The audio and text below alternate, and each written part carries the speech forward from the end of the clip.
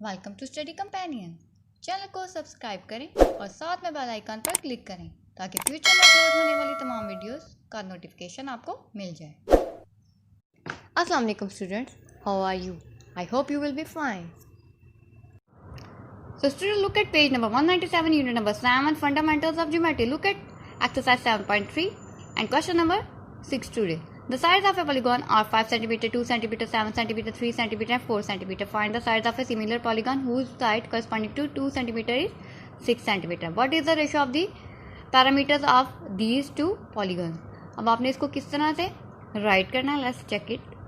Okay, question number 4 और 5 से थोड़ा सा डिफरेंट है। अब इसमें क्या, according to the statement the ratio between the corresponding side is 2/6, यानी 2 और 6 का उन्होंने कंपैरिजन किया। इनकी अगर कटिंग करें तो 2 1 2 2 3 6 यानी 1/3 आ जाएगा था। तब आपने रिमेनिंग जो भी है 2 सेंटीमीटर के अलावा जो अमाउंट्स है 5 सेंटीमीटर, 7 सेंटीमीटर, 3 सेंटीमीटर, 4 सेंटीमीटर, इन सबको ABCD के इक्वल राइट किया और उससे पहले आपने 1/3 राइट कर दिया। अब आपने 1/3 के साथ 1 बाय 1 सबको क्रॉस मल्टीप्लिकेशन करनी। 5/a is equal to 1/3, 5 3 15 centimetre, A1 A write कर देंगे। इसी तरह से 7/b is equal to 1/3 right करना है, तो 7 3 21 सेंटीमीटर, B1 B राइट कर देंगे।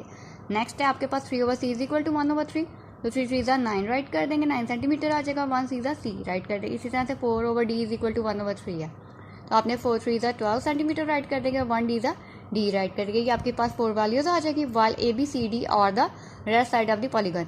अब the parameter of the first polygon के लिए आपने क्या राइट करना है, जितने भी आपको सेंटीमीटर क्वेश्चन में दिए हुए थे, यानी 5 + 2 + 3 + 4 इज इक्वल टू, तो इन सबको जब ऐड करेंगे तो वो 21 सेंटीमीटर के इक्वल आ जाएगा।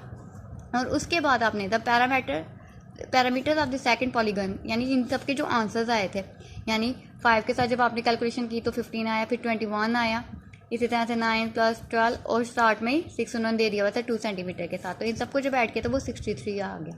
तो आपने फर्स्ट और सेकंड पैरामीटर्स ऑफ पॉलीगन्स का क्या करना है, कंपैरिजन करना है। The ratio between the parameter 21/63 right करेंगे और इन दोनों की भी जब कटिंग करें तो क्या आ जाएगा आपके पास 21 1 21 एंड 21 3 63, और 1/3 को आपने 1/3 भी राइट कर सकते हैं।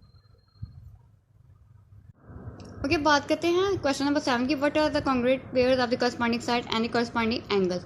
अच्छा, सिमिलर फिगर्स में भी तो साइज थोड़े से डिफरेंट हो सकते हैं, लेकिन कॉन्ग्रुएंट में क्या होगा कि ट्राइंगल्स या कोई भी फिगर दी होगी तो आपने उसकी बिल्कुल साइज भी सेम होना चाहिए। उनकी शक्लें तो वैसे ही एक जैसी होती हैं, यानी शेप्स तो एक जैसी होंगी, लेकिन उनका साइज भी सेम होना बहुत ज़रूरी होता है। तो आपने उसके लिए सबसे पहले आपके पास कौन कौन सी ट्राइंगल है, ABC, और यहाँ पे आपके पास है DE और F।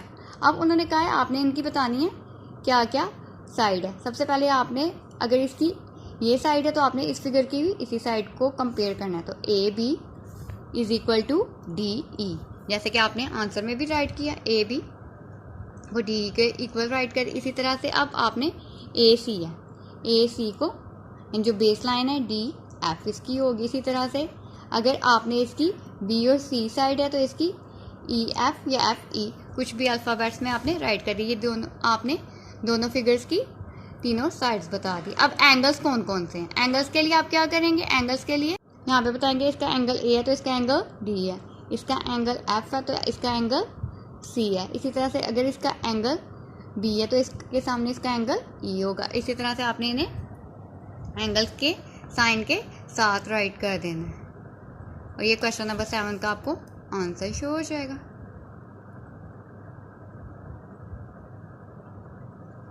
अब लास्ट उन्होंने कहा है क्वेश्चन नंबर 8 में, are all similar figures congruent, explain why, कि क्या जितनी भी सिमिलर फिगर्स होती है वो कॉन्ग्रुएंट होती हैं। तो आपने आंसर में राइट करना है all similar figures are equal in size and shape, यानी इनके साइज भी बराबर होता है, उनकी शेप भी एक जैसी होती है, therefore similar figures are congruent.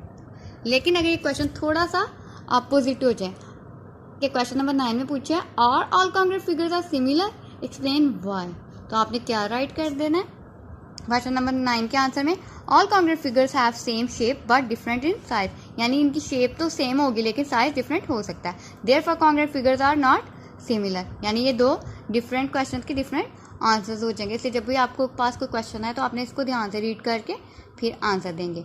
So practice question number 6, 7, 8 and 9 and write on your copies. Thank you. Do like and comment on video and don't forget to share and subscribe Study Companions. Thank you.